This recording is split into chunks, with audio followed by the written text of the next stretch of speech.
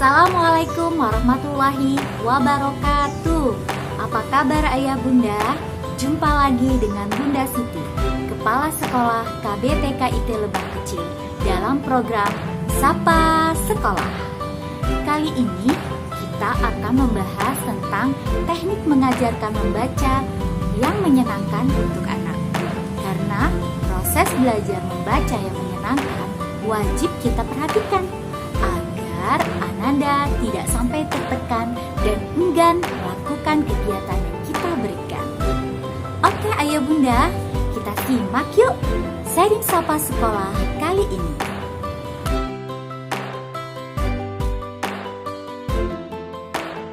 Selalu terjadi perdebatan mengenai bagaimana cara terbaik mengajarkan membaca ini. Selama bertahun-tahun telah dirancang berbagai metode penelitian yang berbeda untuk mempermudah pembelajaran. Namun, tidak ada bukti yang pasti bahwa suatu metode itu lebih baik daripada metode yang lain. Oleh karena itu, ayah bunda, mari kenali bakat dan minat Ananda untuk kita dapat membantunya mengembangkan kemampuannya. Yang akan kita sharing kali ini adalah beberapa contoh kegiatan bagaimana kita memunculkan ketertarikan mereka terhadap kegiatan membaca. Ayah bunda dapat mencobanya secara bertahap.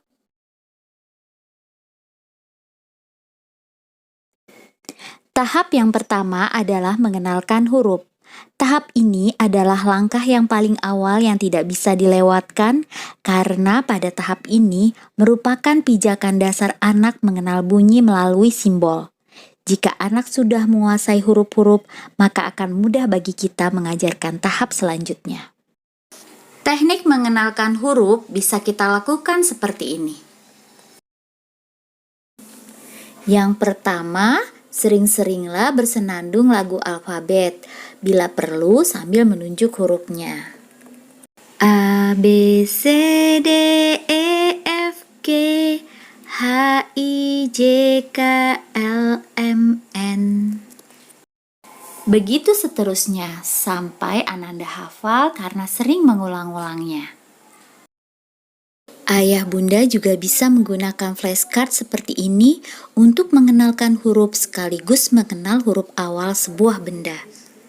Meraba huruf timbul seperti ini sambil menyebutkan hurufnya juga akan membuat anak semakin mengenal huruf-huruf yang kita ajarkan dalam nyanyian. Kegiatan menulis huruf dalam tepung juga merupakan kegiatan yang sangat menyenangkan bagi anak. Karena selain sensoriknya terstimulasi, maka anak dapat mengenal huruf ini sambil bermain. Alternatif kegiatan lain agar anak semakin mengenal huruf-huruf yang ayah bunda ajarkan, ayah bunda bisa membuat huruf-huruf dari lilin atau Play-Doh, membentuk huruf dengan kawat, membentuk huruf dengan kancing, mengikuti titik, membentuk huruf, atau menjepit huruf seperti ini. Seru kan kegiatannya ayah bunda? Oh iya, ada lagi nih ayah bunda. Ayah bunda juga bisa mengenalkan huruf-huruf pada namanya, serta melakukan permainan huruf dengan melingkari huruf-huruf yang sedang dipelajari pada tulisan atau buku serta majalah. Ada banyak lagi kreativitas mengenalkan huruf yang pastinya kita perlu coba agar anak tidak bosan dan akhirnya memiliki kemampuan menyebutkan huruf A sampai Z dengan lancar. Ingat ya ayah bunda, jangan maju ke tahap selanjutnya sebelum Ananda menguasai seluruh huruf agar Ananda tidak frustasi pada tahap selanjutnya. Tahap selanjutnya adalah merangkai huruf menjadi suku kata. Suku kata adalah jumlah gabungan satu atau lebih huruf vokal atau hanya satu huruf vokal saja yang terucap saat sebuah kata diucapkan. Contoh pada kata aku, yang terucap adalah huruf A dan gabungan ku, sehingga kata aku memiliki dua suku kata. Anak bisa dikenalkan dan menghafal suku kata yang ada dalam konsonan B sampai Z yang telah dipasangkan dengan huruf vokal. Misal, ba, bi, bu, be, bo. Agar anak muda menghafal dan memahami arti dari simbol tersebut, maka ayah bunda bisa mengajak anak menyebutkan benda-benda berawalan suku kata tersebut.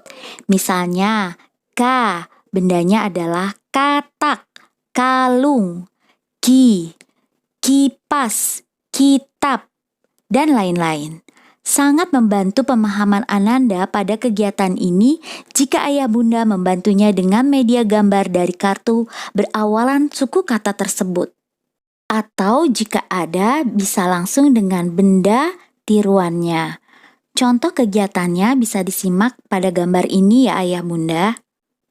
Tahap berikutnya adalah merangkai suku kata menjadi kata terbuka. Suku kata terbuka diakhiri dengan huruf vokal, digabung menjadi sebuah kata. Misalnya, bola, luka, buku, dan lain-lain. Boleh juga ayah bunda tambah menjadi 3 suku kata jika anak sudah lancar. Misalnya, lemari, sepatu.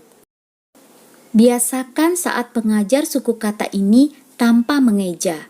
Cukup kenalkan di awal. Misalnya, B bertemu dengan A bunyinya adalah ba. B dengan I bunyinya adalah bi.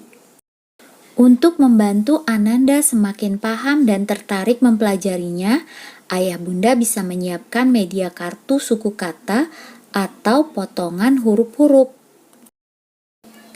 Hindari untuk mengenalkan suku kata tertutup dahulu ya ayah bunda sebelum anak lancar dan paham dengan suku kata terbukanya. Pastikan tidak naik level sebelum anak paham agar anak tidak semakin bertambah bingung yang mengakibatkan kesulitan belajar. Level selanjutnya adalah merangkai suku kata menjadi kata tertutup. Perkenalkan dari yang hanya membutuhkan 1-2 suku kata tertutup, misalnya sabun, rambut, sikat, dan lain-lain. Ayah bunda juga bisa memfasilitasi Ananda dengan media untuk menyusun kata tersebut dengan potongan huruf dan kartu gambar. Dampingi Ananda menyusun huruf dari benda-benda atau kata yang dikenal oleh Ananda. Atau minta Ananda membaca kata yang telah ayah bunda buat atau sediakan dalam kartu atau tulisan. Selanjutnya, membaca eng. Agar mudah ditangkap, mulailah dengan cara yang sederhana. Ajarkan anak membaca ang, ing, ung, eng, ong. Setelah itu, lanjutkan dengan meminta anak membaca nga, ngi, ngu, nge, ngo. Lalu, setelah paham, ayah bunda bisa meminta anak membuat kata dari potongan huruf yang menerapkan huruf eng di dalamnya.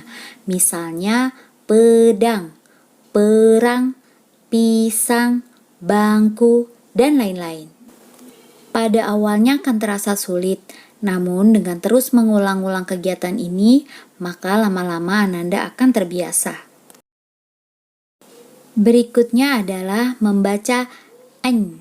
Cara mengajarinya sama dengan eng, yaitu dengan mengajarkan lewat satu suku kata misalnya nya, nyi, nyu, nye, nyo.